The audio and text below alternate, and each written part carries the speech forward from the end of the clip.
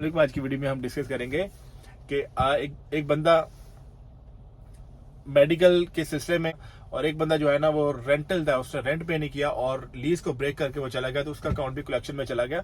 तो इस सूरत में सिस्टम कैसे काम करता है, मैं आपको पहली कहानी से मैं स्टार्ट करता हूँ। मेडिकल में एक बंदा यहाँ पे आया, तो उसने सुन रखा था कि यहाँ पे इलाज जो है ना ट्रीटमेंट फ्री होता है। तो उसने क्या किया, वो चला गया हॉस्पिटल में। उसको जो रेगुलर बुखार होता है, थोड़ी तबीयत खराब होती है, तो हॉस्पिटल में जाकर उनको कहता है कि मेरी तबीयत बड़ी खराब है, मुझे पेन है, ये है वो जो भी उसने कहा। तो डॉक्टर ने कहा और हॉस्पिटल ने कहा कि आपके पास इंश्योरेंस है। कहता है मेरे पास इंश्योरेंस नहीं है। हॉस्पिटल ने कहा आपके पास you will pay in cash. कहता है नहीं, क्योंकि इसने सुन रखा था कि मेडिकल में इमरजेंसी में यहाँ पे ट्रीटमेंट फ्री होता है, सुना हुआ था इसने। तो उन्होंने कहा कि ठीक है आपके पास आईडी, उन्होंने आईडी का एड्रेस ले लिया, उसकी जो है ना डिटेल वगैरह ले ली। अब वो चला गया अपना हॉस्पिटल के अंदर मेडिकल में। तो मेडिकल में उन्होंने जो टेस्ट किया 3-4 घंटे उन्होंने लगाए और उसके बाद उन्होंने कहा ठीक है आप जाए, और वो चला गया घर। जब घर में आया तो कुछ दिनों के बाद उसके घर में एक बिल आया जिस पे लिखा हुआ था $275 पे करें। जब उसने देखा $275 है, वो उसी पे सोच रहा था कि मैं इसको जमा कराऊं ना कराऊं। तो फिर कुछ ही दिनों के बाद मेन बिल आया जिसपे तमाम जो टेस्ट जो किए थे उसके अखराजात थे वो तकरीबन $3540 थे। कहता है इतना बिल, मैं तो 3 घंटे रहा हूँ और मैं जो है ना थोड़ा बुखार ही था और मैं चेक कराने गया। So that person initially should go to the Walmart and take a medicine, but वो वहां पे गया और अब उसके बाद इतना आ गया है लेटर और उसने पे करना। अब उसके बाद 2 चॉइसेस है। पहली चॉइसेस ये है कि या तो उसको पे करें, नंबर 2 चॉइस ये है कि उन्होंने लिखा हुआ था कि अगर आप पे नहीं करते तो हम इसको कलेक्शन में भेजेंगे। तो कलेक्शन में जब अकाउंट जाता है तो उस सूरत में क्या होता है और कलेक्शन कैसे काम करती है, एक दूसरा केस भी मैं बता दूं, फिर दोनों को मैं कलेक्शन का सिस्टम बताऊंगा। दूसरा, एक बंदे ने यहाँ पे रेंट पे रह रहा था। रेंट पे रहते हुए उसने लीज साइन की। तो कुछ दिनों के बाद उसने कहा कि मैं यहाँ से चला जाता हूँ, अपार्टमेंट उसे चेंज करना था। तो उसने लीज को ब्रेक की और वो अपार्टमेंट खाली करके चला गया। अब उस पे $3000 जो था, जो उसने रेंट पे करना था, उसने रेंट पे नहीं किया। वैसे तो ये होता है कि अगर वो अपार्टमेंट से ना निकले तो फिर वो एविक्शन फाइल करते हैं, लेकिन इस केस में तो वो अपार्टमेंट से खुद ही निकल गया था, लेकिन उसने पैसे पे नहीं किया। अब कुछ दिनों के बाद जिस घर पे वो शिफ्ट हुआ था उनके पास फोन नंबर तो था, उन्होंने कॉल की, उन्होंने जो है ना वो एड्रेस पे करके वहां पे बिल भेज दिया कि ये आपका इतना बिल है। ईमेल एड्रेस भी उनके पास था, ईमेल पे भी उन्होंने भेज दिया। अब उन्होंने कहा कि 3000 जो बिल है ये आप पे करें, अगर आप पे नहीं करते कुछ जुर्माने भी थे उस पर ना। जैसे एक उन्होंने मुख्तलिफ चीज़ों के जो जो चीज़ें उन्होंने लगी पुरानी है, जैसे सफाई के उन्होंने खर्चे डाल दिए, कुछ डैमेज के डाल दिए, कुछ जो ओवन यूज़ किया था, इस तरह से पैसे पुसे मिला के ना वो तकरीबन 3400 के पास ना उसका बिल भी बना दिया। तो अब उसके पास ये चॉइस थी कि उन्होंने लिखा था कि या इसको पे करें, अदरवाइज 10 डेज के बाद हम इसको कलेक्शन में भेजेंगे। अब ये जो कलेक्शन एजेंसी इस तरह से काम करती है कि इनका काम होता है कि डेब्ट को कलेक्ट करना। ये मुख्तलिफ यहाँ पे कंपनियां बनी होती हैं। ये क्या करती हैं, जैसा कि कोई अपार्टमेंट वाला ऑनर है, कोई कंपनी है, उससे ये मिलती है, उन्हें कहती हैं कि आपका जो रेंटर आपको रेंट पे ना करे, उसका जितना डेब्ट होगा वो आप हमें सेल कर दें, हम जाने और वो जाने। तो ये क्या करती है, जैसे एक लेट्स सपोज एक बंदे ने $3000 पे करना है, और तो ये क्या करेंगी, उनसे कहते हैं कि हम आपको इसका 5% दे देते हैं, 6%, 20%, 30%, जो भी डिसाइड करेंगे वो उसके हिसाब से उनको दे दें। जैसे 3000 था, उन्होंने कहा कि हम आपको $500 दे देंगे, बाकी ये डेप्ट हमारा, आप इसकी सारी डिटेल हमें दे दें। अब वो डिटेल उनके पास चलेगी। अब इनके पास थोड़ी अथॉरिटी होती है, वो अथॉरिटी क्या होती है वो मैं आगे समझाता हूँ। तो इन्होंने क्या करना है, अब ये कलेक्शन एजेंसियां मुख्तलिफ किस्म की एजेंसियां बहुत ज्यादा यहाँ पे हैं।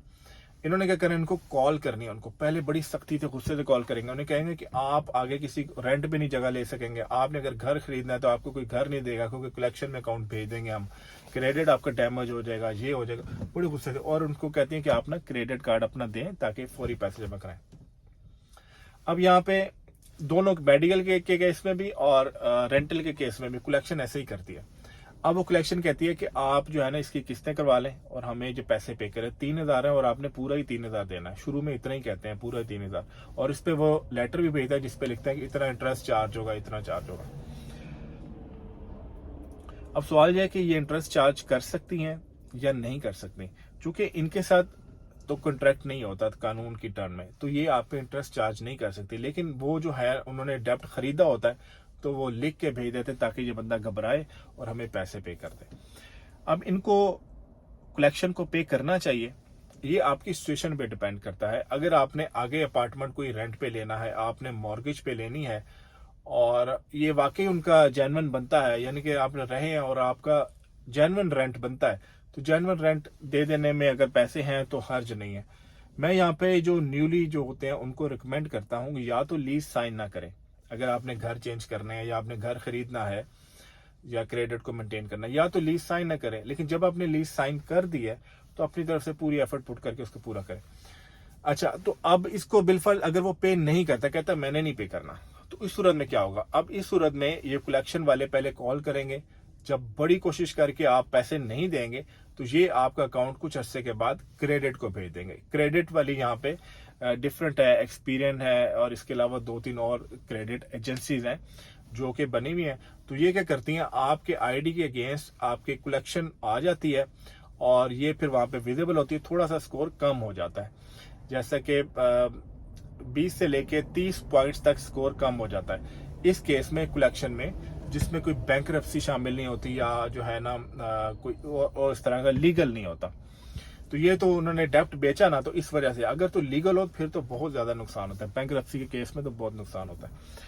अच्छा जी, अब क्या करते हैं वो, जब उनके अकाउंट में शो हो जाएगा तो ये कितने अरसे तक रहता है, इससे क्या फर्क पड़ेगा? इससे ये फर्क पड़ेगा जब कोई आप रेंट पे लेने जाएंगे, घर लेने जाएंगे, वो रिपोर्ट देखेंगे तो उसमें देखेंगे आपकी कलेक्शन आ रही है 3000 आ रही है, 4000। अगर तो 2000 से कम है तो अक्सर जो ऑर्गेनाइजेशन है ना, कंपनियां हैं जो बैंक देने वाली, तो वो इग्नोर कर देती हैं।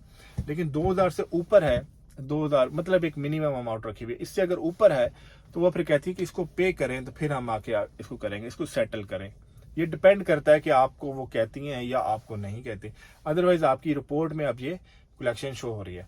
अच्छा जी, कलेक्शन शो हो रही है तो खत्म कैसे होगी? अब तो ये कलेक्शन तो वहां पे शो होगी। अगर आप इसको पूरा पे कर देंगे, जैसे 3000 था, आप 3000 पे कर दिया, तो वहां पे लिखा होगा पेड कलेक्शन, लेकिन कलेक्शन का वहां पे रहेगा।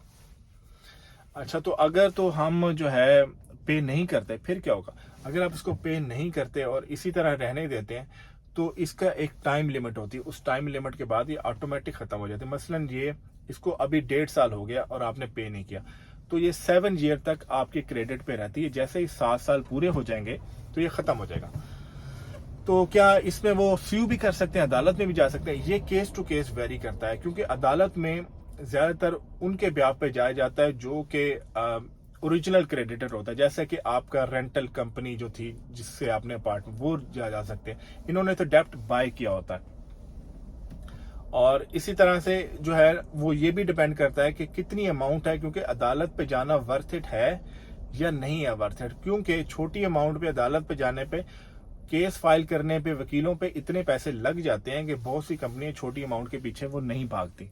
तो सिर्फ क्रेडिट ही डैमेज होता है और तकरीबन 6-7 साल तक वो क्रेडिट पे रहता है और उसके बाद जो है वो खुद ही खत्म हो जाता है। सो मेरी जो है ना, इसमें ये सिस्टम, इस तरह से कलेक्शन का सिस्टम काम करता है। क्रेडिट तकरीबन जो है, क्रेडिट लोग बिल्ड करते हैं, क्रेडिट बिल ऐसे करते हैं कि कोई क्रेडिट पे चीज ली, उसको टाइमली पेमेंट की तो वो फिर क्रेडिट बिल होता रहता है। तो ये चंद एक नॉलेज है जो इसमें कलेक्शन के हवाले से, मेडिकल के हवाले से जो मैंने इसमें डॉक्यूमेंट करने की कोशिश की। आपके माइंड में कोई क्वेश्चन है तो वो जरूर लिखिएगा, I will try to reply. ये इन नॉलेज का, चीज़ों का पता होने से बंदे को थोड़ी सी आसानी हो जाती है और उसको ज़्यादा नुकसान नहीं होता। सो मैं एक इसमें ऐड करना चाहूँगा, उस बंदे को मेडिकल में अगर था इशू, तो छोटे छोटे इशू में they need to avoid hospitals, क्योंकि इनमें जाके बहुत बड़ी प्लंटी पड़ती है। They need to go to Walmart store, they need to go to pharmacy store and get a medicine and just do their treatment. क्योंकि ये यहाँ पे जाने से वो टेस्ट करते हैं, ब्लड टेस्ट करेंगे, फलां टेस्ट करेंगे, इतना ज्यादा नुकसान वो होगा कि इमेजिन नहीं कर सकते। हर साल अमेरिका में बिलियंस ऑफ डॉलर्स के, बिलियन बहुत बड़ी अमाउंट है, नाजायज टेस्ट किए जाते हैं। और ये सब जो है मेडिकल सिस्टम की करप्शन है। मेडिकल सिस्टम के मुतालिक कि कैसे करप्शन है, क्योंकि मेरे बहुत ज्यादा केसेस देखे हुए। If you like me to make one more video, please write on the comment section. Medical system में कैसे ट्रैप किया जाता है, कैसे नाजायज टेस्ट किए जाते हैं, 95% करप्शन पे मुश्तमिल है। तो जस्ट अवेयरनेस के लिए और सिस्टम की गाइड के लिए I would like to make video. If you say write down in comments, जहाँ से भी देख रहे हैं आपके दिल में जो भी जायज़ ख्वाहिश हो पूरा करें, कोई दुख दर्द कोई तकलीफ हो उसको रब दूर करें। मिलते हैं नेक्स्ट वीडियो में। अल्लाह हाफिज़।